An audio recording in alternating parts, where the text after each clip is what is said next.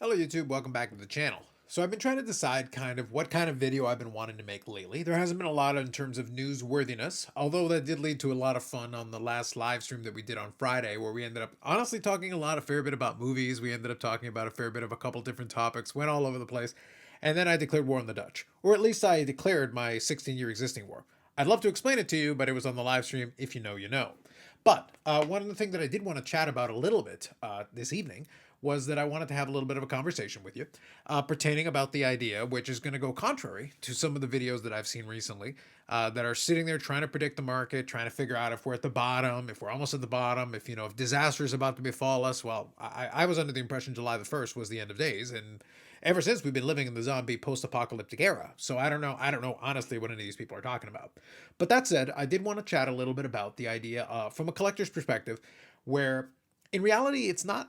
I'm not going to say it's not important because it really isn't. But part of the reason I don't, fret about this kind of stuff too much is because I am looking at it from the perspective of I've never considered, my cards to be necessarily a quote unquote investment. That isn't to say that there aren't some that have appreciated over time and, there isn't some profitability to be made from it. I've certainly bought and sold some cards that have made profitable. I sold a couple of cards this week that were very profitable for me personally, which was great. Obviously, in a down market and everything, you'll take your victories where you can get them.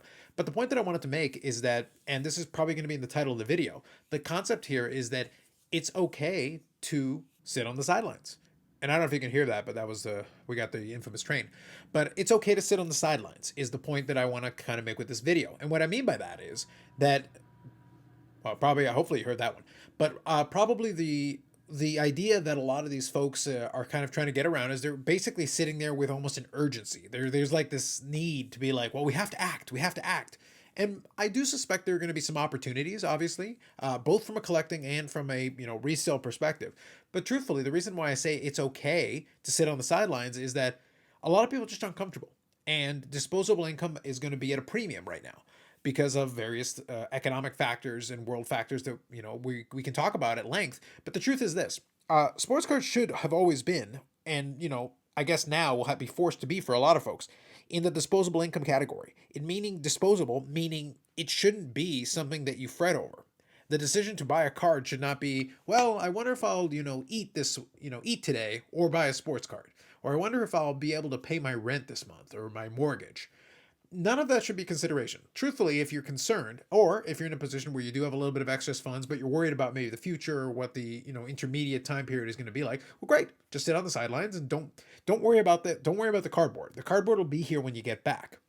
Truthfully, because even as somebody who does kind of consistently still collect and do all that, I am being pickier in terms of what I pick up. Again, as I mentioned, I do have occasionally to see something where I think, okay, well maybe this could be something that could be a flippable opportunity, or maybe something that'll hang on to for a bit down the road. But most of the stuff that I'm buying right now, honestly, and that's why I'm sharing you a window here into my cards currently. I did grab a couple of cards recently. I spent good money, the most money I've spent on a single card to add a Medano card to my collection. So my PC stuff is still kind of chugging along, but it has slowed. And it's slowed because I'm not, keen. I don't have this eagerness to throw money at this situation if the pricing isn't in line with what I'm looking for. That isn't to say I'm getting nothing, but it's one of those things where I'm being a lot more picky about what I'm selecting. So I wanted to go through a little selection of this. And I do have a couple more cards that are coming in. I have 4 eBay lots that are still to come in right now that aren't represented here. And honestly, if I was going to represent them and I could outline them for you, one of them is a Medano card from the 90s that I actually needed on my checklist, which is slowly dwindling. My 90s checklist has been shrinking for quite a while. So it's a good one. Not expensive. It's about $5, including shipping, all in. So I was very pleased to be able to get that one because they're getting few and far between to find those on the checklist. I have a card from my 1996 Finest Gold Refractor set of a 90s Slugger that I'll have a good time chatting about when I get the chance. I've got a wrestling card, Shock of Shocks, that I added. Not one that I need necessarily, but the price on it was fair. And I added a shiny gold refractor, Favre. And that's how you pronounce it, by the way. To that collection as well. So it's one of those things that represents the 4 cards, the 4 lots that I have coming in on eBay. But if you look right here, what you're going to notice is that it's pretty much skewed. But look, there's 8 total cards on here. And if any of you have been following my channel for quite a while, you realize that I was for a very long time consistently picking up stuff all the time. And it's not that I'm not seeing anything, it's that the pricing isn't in line with where I'm comfortable or where I think is appropriate given where we're sitting right now. And if the pricing isn't there, well, then I'm not in a rush. I've got stuff I'm watching. I've got maybe another 80 or 100 cards sitting on my watch list. I am willing to pick some stuff up, and there's some stuff that's kind of interesting to me, but again, the pricing has to be right. So if it's a best offer, I'm probably going to lowball you at this point because the goal here is to make the price make sense with what I want to do. If it's PC, I'm willing to be a little bit more aggressive with it, but at the same time, right now, there's no need for aggression. I can take my own advice on this one, and if I don't see the price I like, I'm quite content to sit on the sidelines. One other point that I want to make to you, and this is the thing about Ship My Cards, is that in these ones they'll indicate how long it's been since it's been received by them. And right now, the most recent one that's here is about 15 days, so it's already been a couple of weeks. I sent a couple of the more recent ones in my last lot that I picked up in that mail day, but it's been a couple of weeks since I picked up much stuff. Now I'll quickly go through what's here, and you'll get kind of a sense that it's mostly PC stuff, just stuff that I'm having some fun with. So here you got a couple of wrestling singles that they included. These are toss-ins, so probably honestly I'm going to get Ship My Cards to keep those and probably lower my cost. But here, if you look, this is an atomic refractor of Favre. So that'll be a little addition to that. Wrestling card, Medano patch card. That's kind of neat. I like that, especially the Medano side there. That's kind of cool. So that'll be fun when it comes in. This is a wrestling lot here. A couple of these cards I'm probably going to keep. A couple of these may go to ComC and be able to get it. The lot overall was pretty cheap, so I was pretty pleased in picking it up. So I was fine. I picked it up as a lot. Wrestling card, wrestling card, wrestling card, wrestling card. Shock of shocks. And honestly, the reason I've been doing a lot of that is just because it's been fun. The price point on this stuff has been very entertaining for me. It's not expensive stuff for the most part. And that's kind of been the way that I've been rolling with it. That isn't to say that under my circumstances I couldn't go and chase after another card again. But right now the price point just isn't there. I would happily pick up a Juan Soto card, but the price has got to be right and it's got to make sense with what I want to do. The Favres have proven to be pretty solid in terms of that, but some folks are still holding pat on their old pricing. If they would just learn that he's a scoundrel and that they should charge 10% of it and put a 90% off coupon on it, and then I'd be happy to go pick up some more. But the reality is that even if the market has slowed down, some folks are stubbornly holding on to old prices, which is fine. That is their prerogative. But the idea here is to try to find the value where you can find it. And by the way, that value doesn't necessarily mean for resale. It can just be for your collection purposes. You want the value that makes sense to you, and whatever category that you fall under. But my recommendation to you, and this is the only spending advice that I would give you, is don't feel compelled and don't feel pressured by anything to buy anything if it doesn't make sense to you. That was part of the reason why when we talked about it on the live stream, I was hesitant and slow to make a video on the whole 2022 Topps Chrome thing with the SPs, because even though I like opening packs, and by the way, I like opening packs of Topps Chrome. I like opening blasters of Topps Chrome. I've done that in the past and had some fun with it.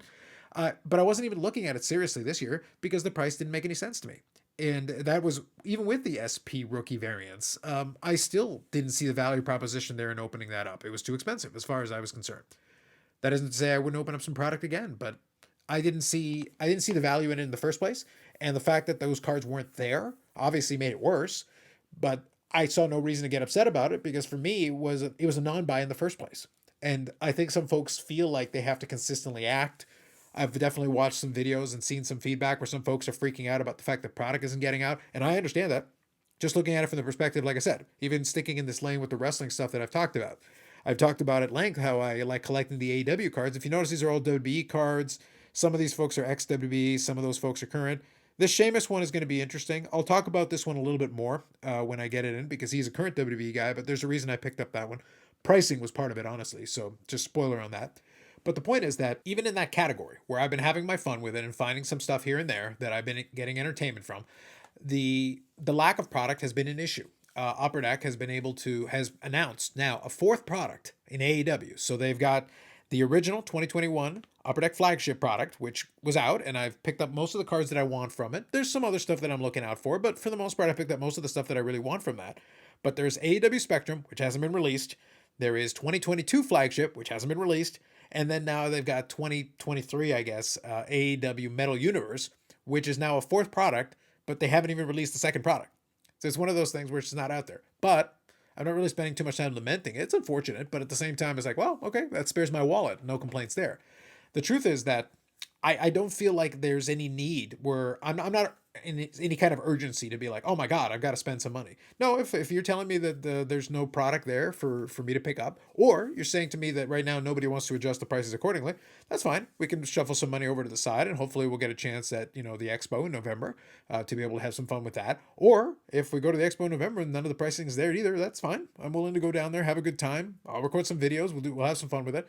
I'm sure I can find some stuff to entertain myself, but at the same time, like, that's the point. Right now, it's still the goal here is to have some fun, have some entertainment, and to keep it in kind of that lane.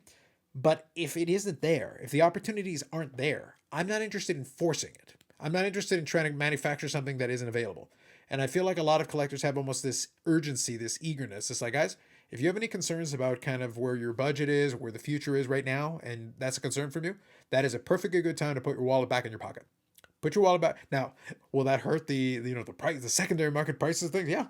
Yeah, liquidity will go down, the amount of sales will go down, but it would probably be better for the hobby as a whole if more people did that and we were a little bit more judicious with it. It would probably get that pricing down back more in line with probably where it needs to be right now.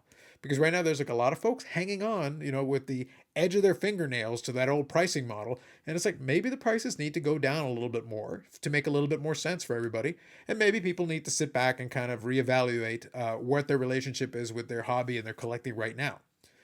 Now might be a good time to go back and just enjoy the stuff you already got. I know that isn't the sexy answer, but it's also a realistic answer. It's like I still find some value and I still find some opportunities to pick up some stuff here and there, but if there's less out there, then there's less that I need to do.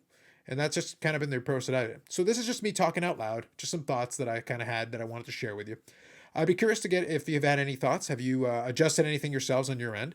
Are you kind of sitting back waiting for anything in particular? Or are you kind of, are you buying up a storm? Or are you just sitting back waiting for something? Or have you just completely shut out from the hobby entirely for the moment and just are kind of hovering around trying to figure out what to do next?